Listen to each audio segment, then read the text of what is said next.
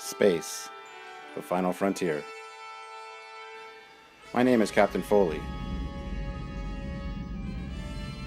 and these are my adventures.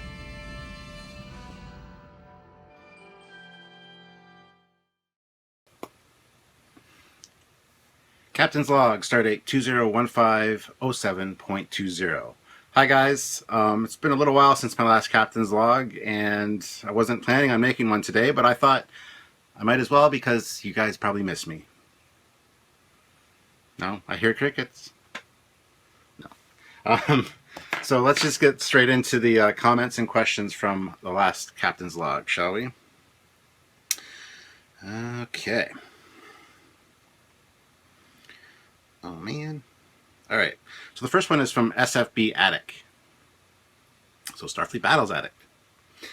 This is in talking about the Starfleet Battles Galactic Survey Cruiser that I kind of mentioned in two of my Captain's Logs, and my brother kind of elaborated on in the last one, and he's just kind of correcting me with all the stats and stuff here. So it has 2 photon torpedoes, not 4, 6 phaser 1s, 4 phaser 3s, which are 360-degree phasers, 3 drone racks, 4 sensors, which are destroyed on phaser hits, and those are the sensors that are around the saucer of the ship.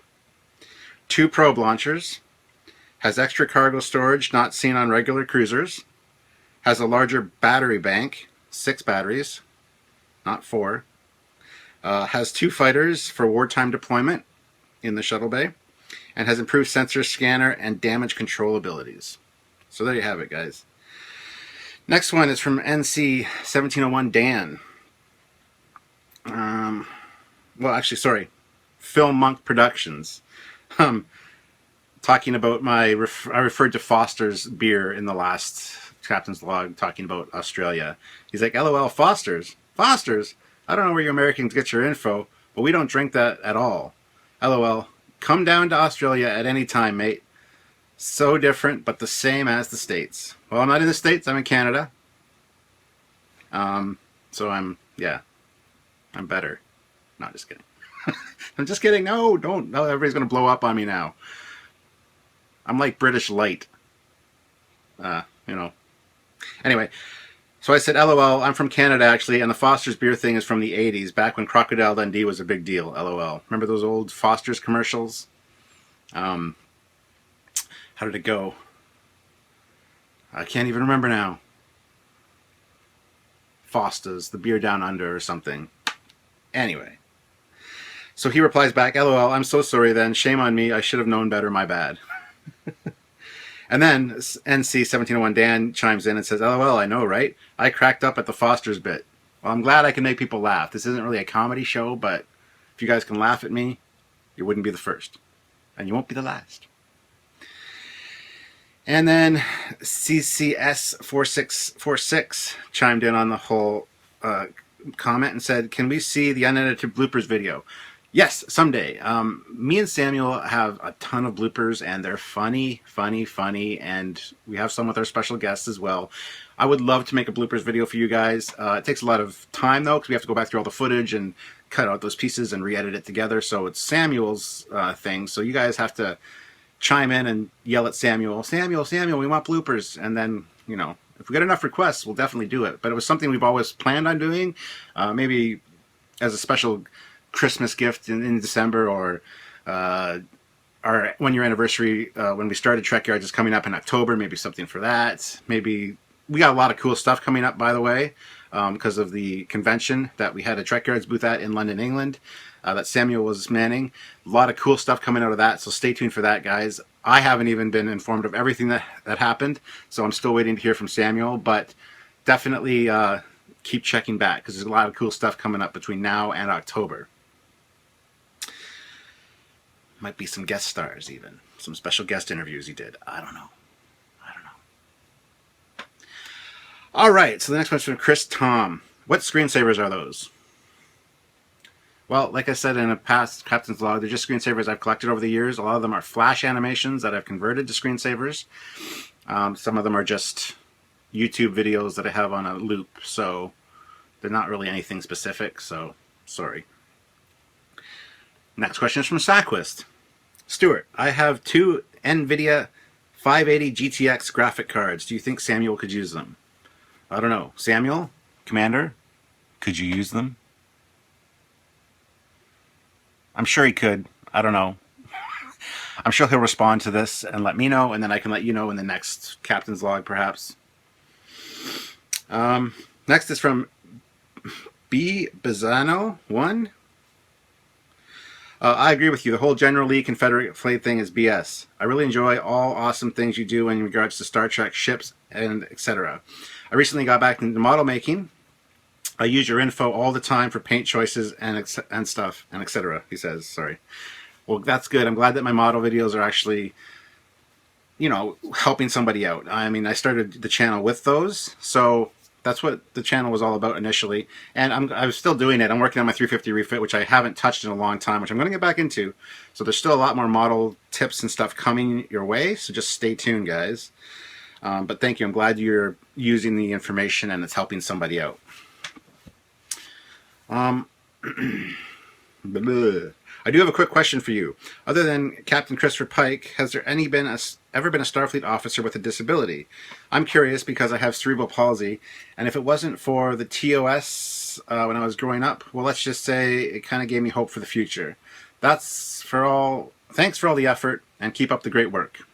Bill Bizzano. Well, Bill, I know there was a character on Deep Space Nine who was disabled, had problems with her legs, and she had to be in a zero-gravity environment, or wear braces on her legs. So, yeah, that's all I can really think of offhand. But I'm sure there's other... Like, they should have... Well, Geordi was disabled. He was blind. So, yeah, there's disabilities in Star Trek. Even me. I'm allergic to Retin X5. Not really disability, but, you know, need the glasses. So does Kirk. So the next one is from BS Dandrum 27. LOL, BS Dandrum. Because I think I said it funny in the last one. I'm Dan Scott on Facebook. Would like to see Trekyards on the ship designs from Pacific 201, much like you did with the Axanar and the Ares. And Samuel chimed in and said, as would I. As would I. It's a great looking ship, and they've got some cool... extra stuff, like the shuttles are very neat, and they've been posted on Trekyards, so check it out. The Pacific 201, you can even look it up on YouTube, and they got a really cool ship design, and it's going to be a great fan movie. He has actually spoke to me quite a while ago about featuring his ship in a Trekyards Originals, so you never know, it could be coming down the line eventually. We have no real solid plans for that right now, but yeah, it's definitely on our radar, guys. NC 1701 Dan, again. Australians still love you. Aw. Thank you. Cars are awesome too. I'm more of an Audi BMW guy myself, but I wouldn't decline driving a Lamborghini. It was really good to see the Argo and Nemesis as it's somewhat a callback to past automobiles. I got a few things to talk about here. Audi does, in fact, own Lamborghini right now, and I'm not a huge fan of the Lamborghini Gallardo. It's kind of the cheap man's Lamborghini. It's a 10-cylinder. It doesn't have the Lamborghini scissor doors, so, I'd rather drive a top-of-the-line Audi R8 than the bottom-line Lamborghini, which is the Gallardo. Well, was the Gallardo. Now it's the Huracan. And the Huracan's a huge improvement over the Gallardo, but it's still, it doesn't have the scissor doors, doesn't have the classic Lamborghini feel, so... That's the first thing I wanted to talk about there. Second, about the Argo. Did you know that...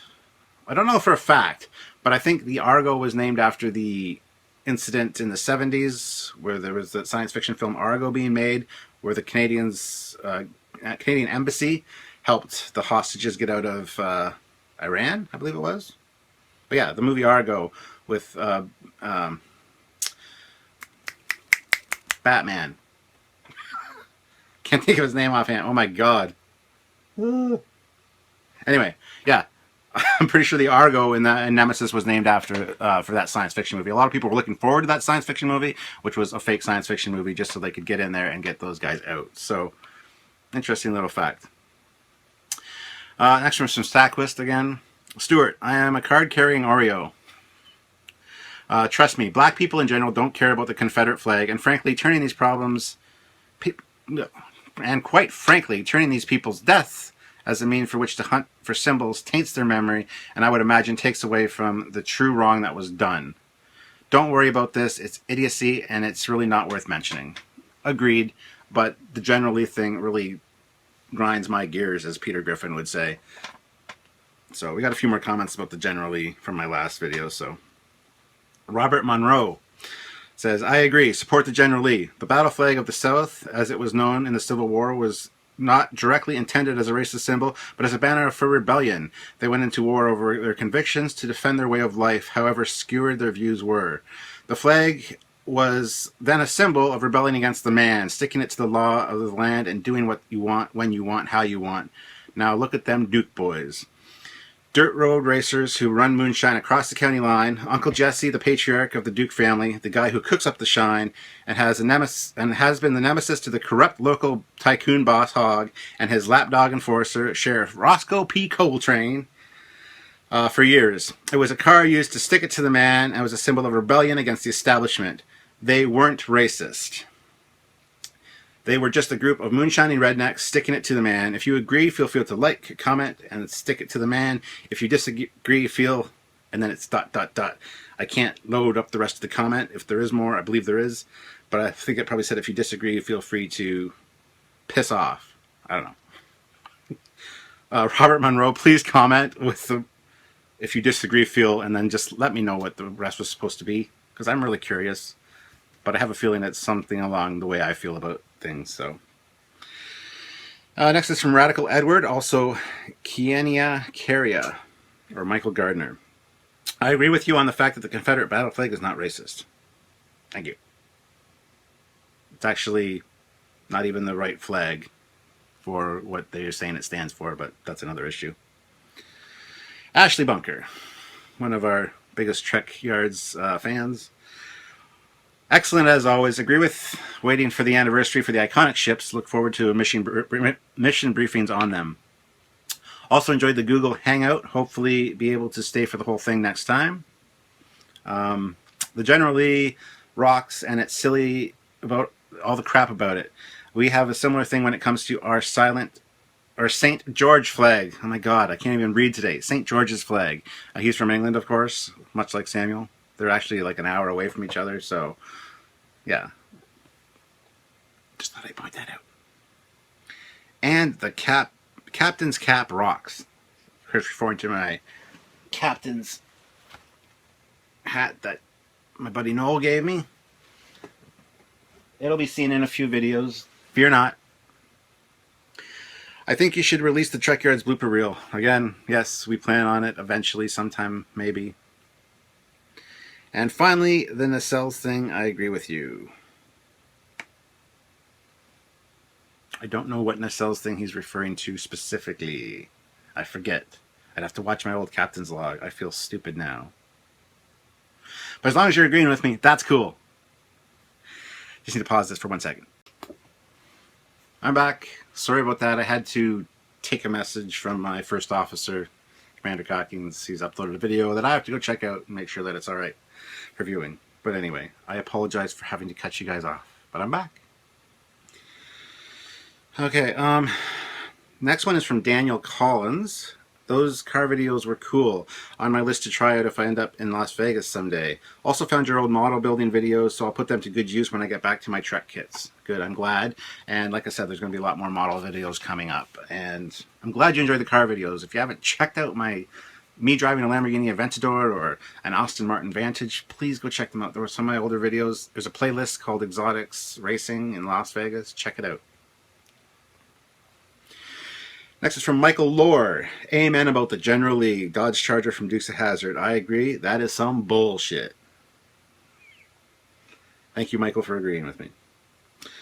Next is from Kevin Clarkson. You learned to drive from the Dukes? Wait, is that why your Camaro has been in storage for so long? You jump one too many rivers, LOL? No. But it's because I was a responsible young man and I had a family and children. I couldn't really afford the insurance or the gas because it needs high-octane gasoline, and that's expensive. But now that I'm older and the kids are older, got it out of storage, working on it, getting the carburetor rebuilt right now and the starter motor. Should be up and running hopefully within a month. We'll see. Don't have a lot of time to work on it. You know, I got to keep you people happy with Trekyards. But that's okay. I'll keep you posted on the Camaro situation. And once it's viewable by the public, I mean, you can see pictures of it on my Facebook. I've posted quite a few pictures of it. It's a beautiful car. It looks great. But once it's running, I'll do a video on it and take you for a drive. All right. Anyway, he goes on to say, it's Kevin Clarkson still, I like the idea of different formats for the shows, but I've had an idea. I get a UK motoring magazine called Autocar, and they do a special Xmas road test every year, which is off topic. Instead of road testing a car, they road test a boat or something. How about for special occasions, do a special Trekyards show on a non-Star Trek vessel? I would love to see you guys do an Imperial Star Destroyer, Battlestar Galactica, or my personal non-favorite Trek vessel, Excalibur. That's a freaking great idea, and I love it. I've always thought about maybe doing something on Star Wars ships, but what would we call it? Wars Yards. And we've discussed doing something on Stargate ships called Gate Yards, because Samuel's a huge Stargate fan. I'm mildly Stargate fan, but we've discussed the Gate Yards show format. It might be something we consider, but I really like that idea of just having a special one that's just a one-off ship, like, you know, the X-Wing or the Millennium Falcon. I think that's a great idea. I love that idea. Samuel, we got to put that on our checklist, our to-do list, which is like 15 pages long by now, because we got a lot of stuff in the works for you guys. So, but no, excellent suggestion. Thank you very much for that, and we'll definitely consider that. Now, Starfleet Battles Addict, again, says, SJWs are a plague on humanity. What are I don't know what SJWs are. Maybe I'm just stupid. But if you could let me know, that'd be awesome. SJWs. I have a few ideas, but I don't want to say them and insult anybody. Moving along. Michael Lohr. This is the last one. Are there any more Trekyards planned with Doug Drexler? And my trusty Commander Cockings had to comment on it in my comment feed here. So he said, we managed to film another two-parter before he went back to work on Defiance and became too busy. Hopefully near the end of the year we can film more with him. This is true. Doug Drexler is going to be available between September and January. Generally is when he's on vacation, and he's available like all the time to film. But yes, we do have another one, two-parter that's filmed and ready to go, and it'll be released sometime soon-ish. I don't know. But yeah, don't worry. There's more Doug Drexler coming up. He loves us. He loves hanging out with us. And yeah, we definitely got a lot of stuff planned with him. So stay tuned, guys.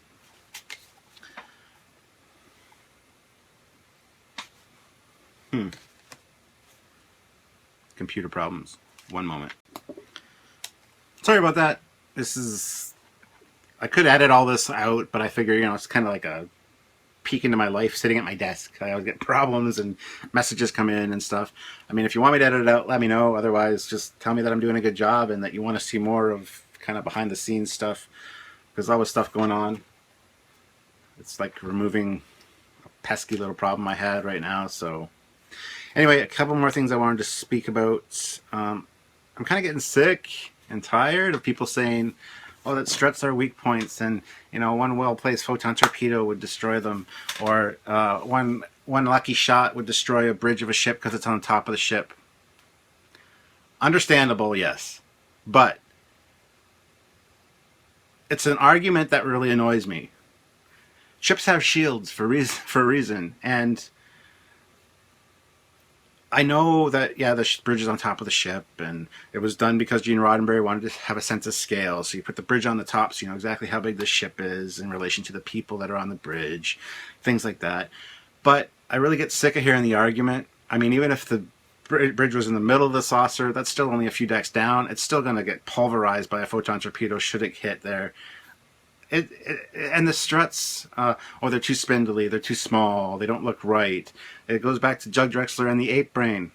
We just can't wrap our heads around the fact that these are advanced starships that have advanced technology and could therefore support the weight of the engines. Well, they are in 0G, first of all, but support the weight and whatnot of the engines with smaller struts. I mean, it's not like the engines produce thrust. It's not like a rocket engine where, yeah, it would shear off probably with that strut, but it just warps the fabric of space. So it doesn't really create any thrust. That's why the impulse engines are tucked nicely where they are at the edge of the saucer. So it's got all that weight of the saucer to push off, and so they don't like snap off and like spiral into space. So arguments like that on the Trekyards page really bother me because it keeps coming up over and over and over and over again. And people say, this is the problem with this specific fan created design, or this is the problem with a facet design. Why is it like that? One well-placed hit. Well, yes, one well-placed hit with any ship is going to cause problems. Every ship, Klingon ship, you could snap off a engine strut like that, like the Enterprise did on the Reliant in Star Trek II. You could snap off the neck, the boom that attaches the primary section to the engineering section. The Dideridex, one or two well-placed shots at the neck, snap the whole head of the thing right off and just have the rear part. Like, every ship design. I mean, it's an argument that really frustrates me. And I know that ships like in Stargate, like the Prometheus, I believe it's called, which O'Neill wanted to name the Enterprise, but they wouldn't let him, is more a realistic design for a human. If we went into space tomorrow, it'd be more of the design that we would look like that, I believe, because it's more militaristic and more stocky and kind of a box. And yes, I understand this, but we want things to look nice and look elegant, and that Star Trek does that beautifully. And so that argument really gets under my skin. Next thing I want to talk about is kind of in the same vein. I get notifications for every comment on our videos in my email. I realize we're getting bigger. There's a lot more fans following us, but I have like 15 comments from like the same person having a conversation with somebody on our comments board. I don't mind conversations so much as long as they stay ship specific. A lot of times they kind of go off topic and I'm still getting notifications for them, and that just drives me up the fucking wall. I think what would be better is to move the comments over to the Trekyards page. If you really get into a YouTube video and you want to talk about the ship, that's fine. Keep a conversation between two people in the comments thread kind of short, please. Don't go 26 comments long each person, because I get notifications for every one of those. And I realize I can disable those, but I like kind of keeping up on things. And usually I only read the first sentence or two of it before on my email, and then it cuts it off. So I don't even really read all of them because there's so many. And Samuel and I have been meaning to go through our older videos and to go through the comments and read each one and kind of comment and, maybe get rid of some that are totally irrelevant. We've been meaning to do that, but we're very busy, and one day we might do like 4 or 5 at a time, 4 or 5 videos at a time. But until then, try to keep those conversations to a minimum if you could. I mean, point out things that you know about the ship that we may not have covered, that other fans might want to know about, that you can put in the comments so when they watch the video they can read your comment and learn a little bit more about something that we might not have covered. And keep in mind, please, that the mission briefings are just that. They're just us looking at pictures, just chatting about the ship. It's not a full-blown Trekyards episode where we cover every aspect of the ship like we would do in a regular Trekyards episode. Those ships will be done eventually. Now they're just mission briefings. They just get the ship out there so you guys can hear some talk about it and get some of the Trekyards treatment, so to speak. And they're just fan favorites. I think that's it. I think I've covered everything I wanted to cover. There's probably a few other things that I didn't jot down that I'd like to mention, but to be honest, I can't think of them. All I can say is stay tuned, because with the convention appearance that we just had, the booth we had, there's some really exciting stuff coming, some special guests, some special interviews. So we might have 3 releases a week for a little while. Our mission briefing, a special live Trekyards on location interview, and then our regular Trekyards shows on Saturday. So stay tuned for that. Other than that, I know I say a lot. I've watched my videos.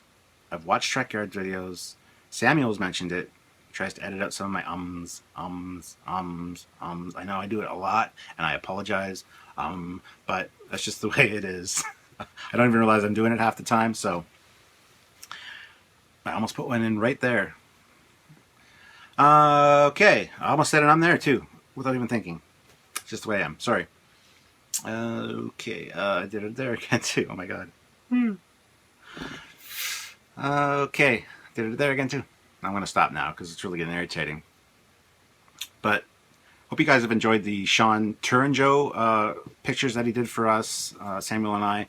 And somebody made up one, Captain Foley for president, which I shared, and all of a sudden, you know, people were like, "Oh, an ego." I don't have an ego. I was just sharing something that somebody created, which I thought was funny, considering, would you rather vote for Donald Trump or for me?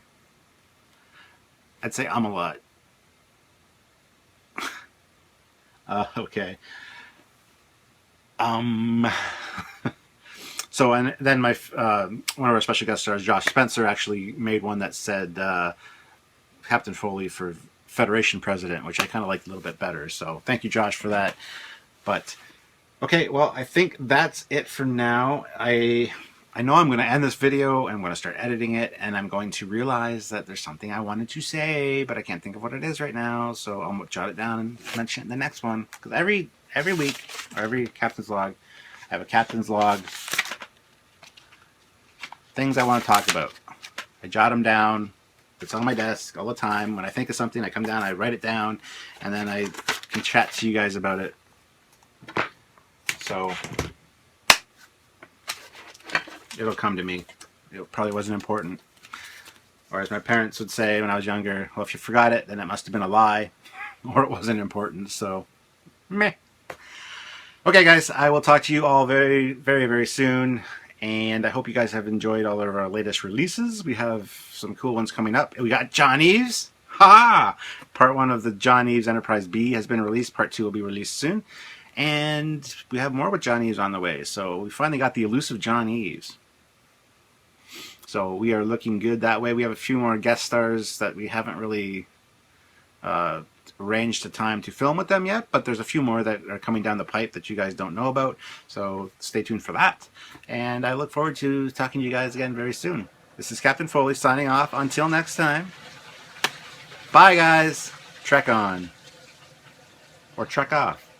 Speaking of Trek off, Samuel and I were on a podcast called Trek Off. Check it out. Trek Off, and the episode is called Trekyards and Real Life Replicators, or Replicators for Real. So if you were a fan of the podcast Trek Off, check it out, because we are on there. It was a few months ago, and it's worth listening to. And the interview with us doesn't start till like 33 minutes in, but it's definitely worth checking out. I've posted the link on the Trekyards page, so, or just go to the podcast Trek Off and look for the episode. All right, I will talk to you guys later. Bye.